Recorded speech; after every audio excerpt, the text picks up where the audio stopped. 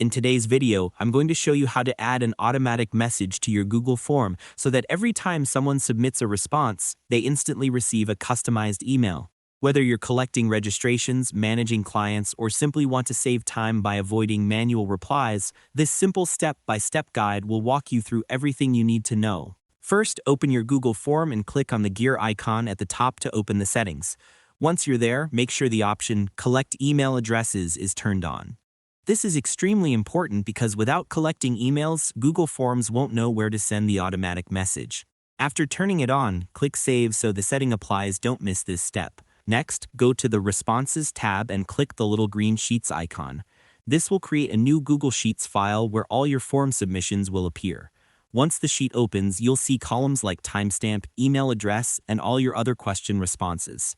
This spreadsheet is what connects your form to the automatic email system, so keep it open. Now we need to add a small script that sends the email. Open a new tab and go to the code file you want to use. Click on the Raw option, press Ctrl+A or Command+A to select everything, and then copy it. Head back to your Google Sheet and choose Script Editor. When the editor opens, delete everything inside and paste the code you just copied. This is the code that will send your automatic message. To customize the email, create a simple Google Doc containing the message you want users to receive. This could be a thank you note, a welcome message, or instructions for next steps.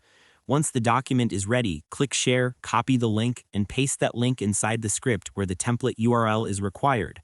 You can also edit the subject line of the email in the script. Something like, "Welcome to my world," works great. After editing, click Save at the top. Then go to the Triggers tab on the left side and click Add Trigger. Choose the function named Form Submit, set the event type to OnFormSubmit, and save it.